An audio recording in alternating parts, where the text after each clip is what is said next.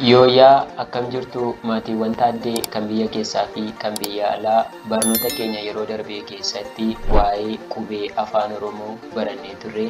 Isaanis qubee afaan Oromoo bakka gurguddaa meeqatti qoodnee turre? Bakka gurguddaa sadiitti qoodnee turre. Isaan keessaa gosa lama ilaalleerra. Jalqaba kan nuyi ilaalle qubee dubbifamaa ilaallee turre. Baay'inni qubee afaan Oromoo 26 jennee. Isaanis immoo qubee guddaa fi qubee xiqqaa waliin barannee turre. Akkasumas immoo viidiyoo lammaffaa irratti immoo maal ilaallee turre? Qubee dubbachiiftuu ilaallee turre. Har'a immoo sadaffaa isa dhumaa kan nu waliin barannu waa'ee qubee dachaa ta'a. Kallattumaanii gara barnoota keenyaa haa seennu.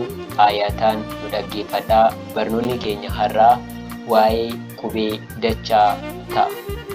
Akkuma yeroo darbe maaliin jedhee qubeen afaan Oromoo bakka gurguddaa sadiitti qoodamaa jenna. Tokkoffaa qubee dubbifamaa, lammaffaa qubee dubbachiiftuu, sadaffaanii qubee dachaadhaa jechuudha. Inni kuni isa dhumaadhaa jechuudha. Yeroo darbe keessatti immoo maal jennee baay'inni qubee afaan Oromoo meeqa jennee 26 jenne.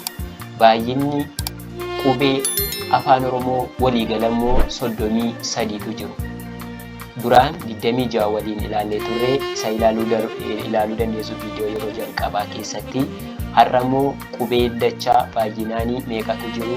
7tu jiru. Isaan kana immoo gaafa 7 fi 26 walitti daballu meeqa ta'a?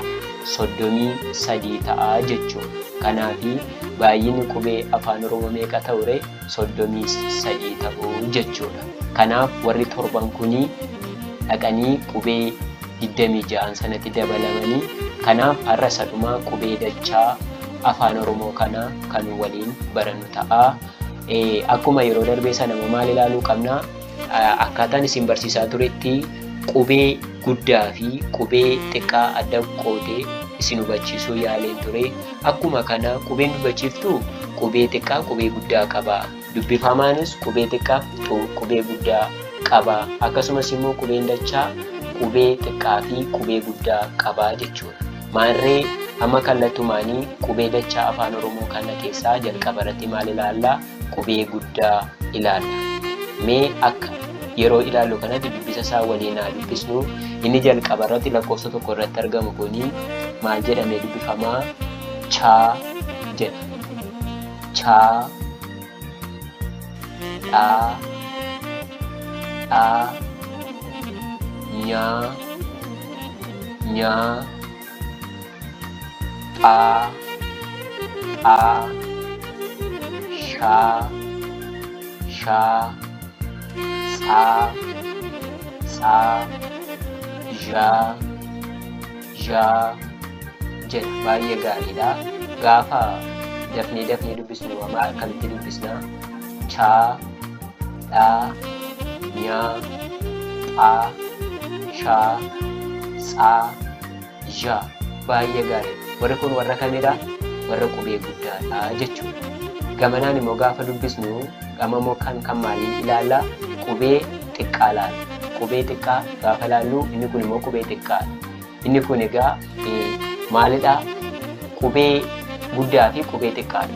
Chaa guddaa, chaa xiqqaa. Dhaa guddaa, dhaa xiqqaa.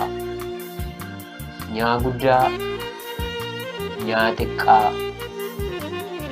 Phaa guddaa, phaa xiqqaa.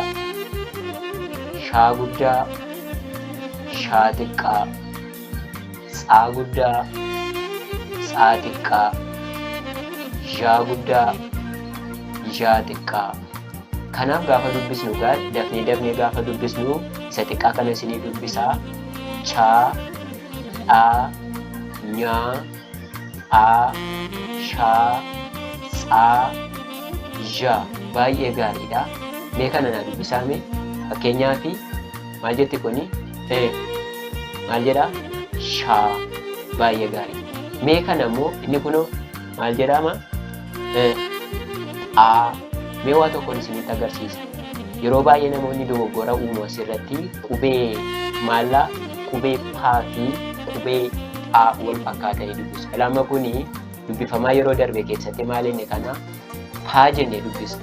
Gaafa dubbistanii kana paa jettanii dubbisu. Garuu qubee dachaa paa fi haa kana gaafa walitti barreessinu garuu maal jennee dubbisnaa?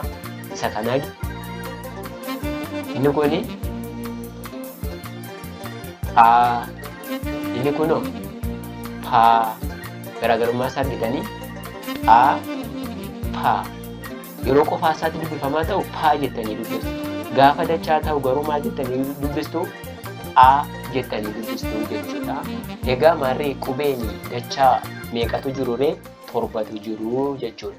Kanaafi gosa barnoota qubee afaan Oromoo namni tokko dubbisuu, barreessuu kan danda'u gosoota qubeewwan afaan Oromoo kana erga adda baasee booda gara dubbisuutti. Jecharraa moo maaliin jedhe yeroodha? Qubeef qubeeni sagalee ta'a. Sagaleef sagaleen immoo jecha ta'a. Jechaaf jechi immoo hima ta'a. Himaaf himni immoo keeyyata ta'a. Maarree namni kamiyyuu qubee afaan Oromoo dubbisuu, barreessuu kan danda'u yoo qubeewwan afaan Oromoo warra sadan kana adda baasee qofadha jechuudha. Qubee dubbifamaa, qubee xiqqaasaas, qubee guddaasaas waliin ilaallee turre. Qubee dubbachiiftus, qubee guddaasaa fi qubee xiqqaasaa adda baasnee turre. Har'as qubee dachaa, qubee guddaa fi qubee xiqqaa adda baasnee jirra. Maarree amma kan egaa nu eeggatu maalidha? Qubee sanaaf qubee sana walitti fideetu maal gochuudha? Sagalee uumuu. Sagalee sanaaf sagalee sana immoo fuunee maal goona? Jecha uumuu. Amma namni tokko keeyyata barreessuu danda'utti yookiin dubbisuu danda'utti kan imaludha jechuudha. Kaayyoon taadeetuufi kanaaf barnoonni keenya har'aa kanarratti kan nu haa ga'u ta'a.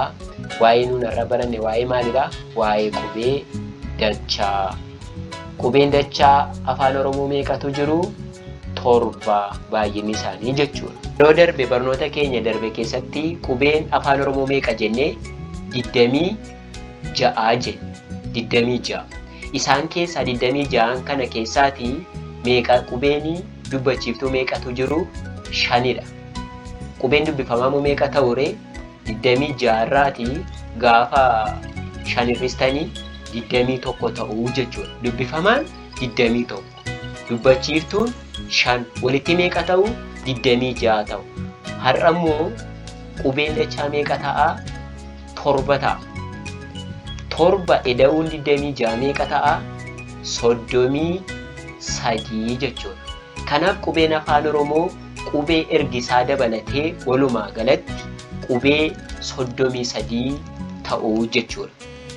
Kan barreessuu dandeenyu afaan Oromoo keessatti qubeewwan 33 kana irratti hundoofnee qubee kaasnee aga keeyyata jedhu sanatti kan deemnu qubee kana fayyadamnee kan barreessinu kan dubbisnu ta'a jechuudha. Walumaa galatti qubeen afaan Oromoo meeqa ta'a? 33 ta'a jechuudha. Hayyee barnoonni keenyarraa akka isin fayyadu, akka isiniif galu abdii guddaan qaba.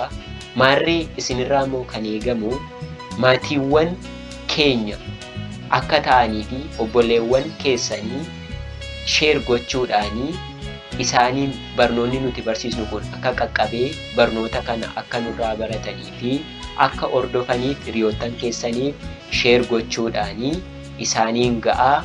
Deeggarsi keessanillee nu biraa hin dhaabbatin isiniin jenna.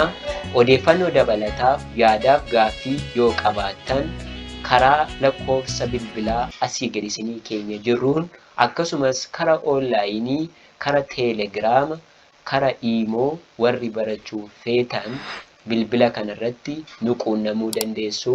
Barnoonni keenya har'aa kana fakkaataa. Oolmaa gaarii qabaadhaa isiniin jenna.